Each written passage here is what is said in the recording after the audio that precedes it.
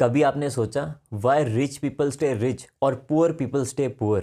क्यों दुनिया में 95% लोगों के पास जस्ट 5% पैसा है और जस्ट 5% लोगों के पास दुनिया का 95% पैसा है? ऐसा क्यों है? क्या आपको लगता है दुनिया के 95% लोग मेहनत नहीं करते और जो 5% लोग हैं वो बहुत ज़्यादा मेहनत करते हैं? नहीं, इसके पीछे बड़े सारे लॉजिकल रीजंस हैं और आज की वीडियो में हम उन सीक्रेट्स के बारे में, उन लॉजिकल बातों के बारे में जानेंगे जिस वजह से रिच पीपल जो हैं वो हमेशा रिच रहते हैं और पुअर पीपल पुअर ही रह जाते हैं। मिस्टर रॉबर्ट टी कियोसाकी, जिनकी rich dad poor dad, cash flow quadrant और ऐसी बड़ी सारी बुक्स वर्ल्ड की बेस्ट सेलर अवार्ड बुक्स रही हैं, आज मैं आपको उनकी ही बुक्स से कुछ इंपॉर्टेंट नॉलेज आपको शेयर करूंगा जिससे आपको ये समझ आएगा कि आप अपने पैसे को सही तरह से यूज़ करके वेल्दी कैसे बन सकते हो, रिच कैसे बन सकते हो, और वो कौन सी ऐसी चीज़ें हैं जो आपने नहीं करनी जो आपको पुअर बना सकती हैं। तो सबसे पहली चीज़ जो आपने समझनी है वो है पुअर लोगों की इनकम स्टेटमेंट किस तरह से होती है और वो उस इनकम को किस तरह से यूज़ करते हैं। और पुअर लोगों से मेरा मतलब है जिनकी इनकम कम है।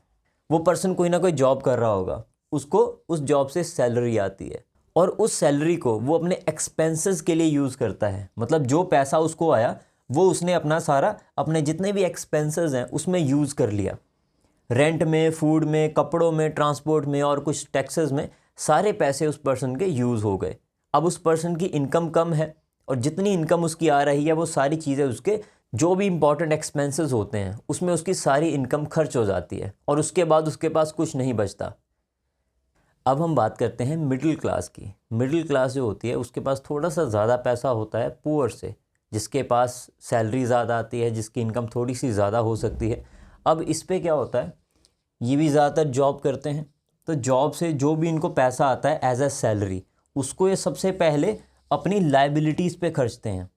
मिडिल क्लास में ज़्यादातर देखा गया है कि वो लोग जिनके पास थोड़ा सा ज़्यादा पैसा आ जाता है वो लाइबिलिटीज़ पे पैसा खर्चना शुरू कर देते हैं। लोगों को दिखाने के चक्कर में वो चीज़ें शायद उनकी लाइफ में ज़्यादा वैल्यू ऐड ना भी कर रही हों, उनको वो लेते हैं। सबसे पहली इन्वेस्टमेंट उनकी वो होती है, जैसे कि कार लोन हो सकती है, ईएमआई हो सकती है, पर्सनल लोन हो सकते हैं, क्रेडिट कार्ड की पेमेंट्स हो सकती हैं। और बहुत सारे लोग आईफोन की ईएमआईज दे रहे होते हैं। शायद उनकी पॉकेट अलाउ नहीं करती आईफोन लेना, बट लोगों को दिखाने के लिए या अपना स्टेटस मेंटेन करने के लिए वो एक रॉन्ग इन्वेस्टमेंट करते हैं, आईफोन ले लेते हैं। फिर जो भी उनकी इनकम है उसका सबसे पहला उस आईफोन की ईएमआई के लिए जा रहा होता है और भी बड़े सारी जो लाइबिलिटीज़ हैं उनके लिए जा रहा होता है जो उनको देना ही पड़ेगा, राइट। उसके बाद जो पैसा बचता है वो उनका एक्सपेंसेस में जाता है, जैसे मंथली रेंट हो सकता है, फूड के एक्सपेंस हो सकते हैं, कपड़े, टैक्सेस, ट्रांसपोर्ट का जो भी पैसा बचता है वो उनके डेली के जो भी एक्सपेंसेस होते हैं, मंथली एक्सपेंसेस होते हैं, उनमें वो पैसा खर्च कर देते हैं। तो ये चीज़ है जो आपने समझनी है कि मिडिल क्लास जो है उसको जैसे ही इनकम आती है वो उसको लाइबिलिटीज़ पे खर्चता है सबसे पहले, जो शायद वो सेव कर सकता था। कि मिडिल क्लास लोग जो हैं वो लाइबिलिटीज़ की वजह से मिडिल क्लास रह जाते हैं। अब लाइबिलिटीज़ क्या होती हैं?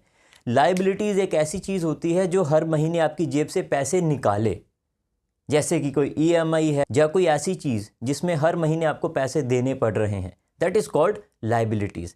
एसेट्स, एसेट्स क्या चीज़ें होती हैं ये चीज़ आपने ध्यान से समझनी है। एसेट्स वो चीज़ें होती हैं जो हर महीने आपकी जेब में पैसे डाले।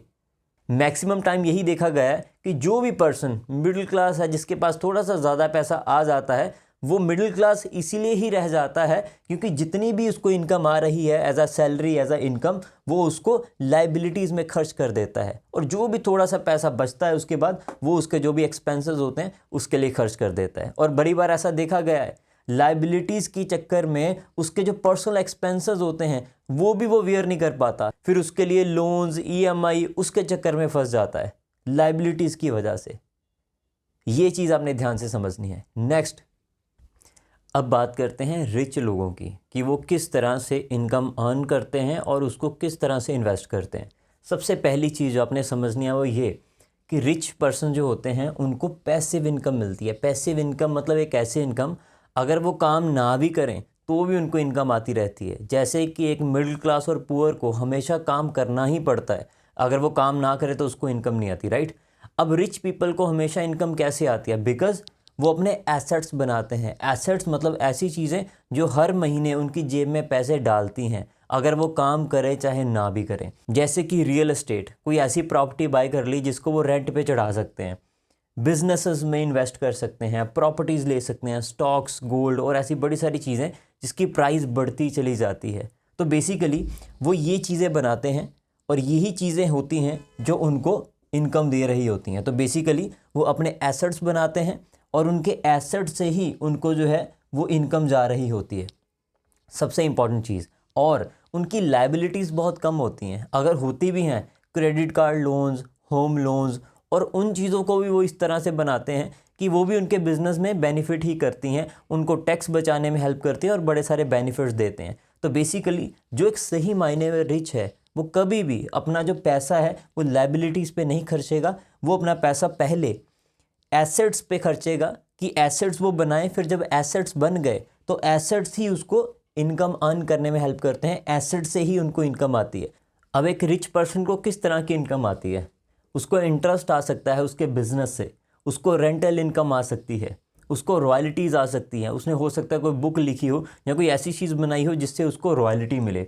डिविडेंड, जैसे कि उसने कोई स्टॉक्स ले लिया, वहाँ से उसको प्रॉफिट मिल रहा है, वो उसको इनकम आ रही है। तो ऐसी बड़ी सारी जगह होती हैं जहाँ से उसको इनकम आती है। अब जो उसको इनकम आती है उस इनकम से वो अपने एक्सपेंसेस भी देखता है और जो इनकम होती है उसको फिर से इन्वेस्ट करता है एसेट्स पे जो उसको और ज़्यादा इनकम जनरेट करके दें। तो बेसिकली एक रिच पर्सन को जब इनकम आती है कहीं से भी, वो कोशिश करता है वो अपनी इनकम को फिर से एसेट्स पे इन्वेस्ट करे कि उसको वो और इनकम दे सकें। उसके बाद जो इनकम आती है वो अपने एक्सपेंसेस पे खर्चता है। एक्सपेंसेस पे खर्चने के बाद अगर उसके पास इनकम थोड़ी बच जाती है तो वो शायद अपनी लाइबिलिटीज़ पे कोई कार ले ली या कोई ऐसी चीज़ जो उसको अच्छी लगती है लेनी, उसकी ड्रीम कार हो सकती है, ड्रीम बाइक हो सकती है, कोई ऐसी चीज़ जो उसको अच्छा फील करवाए।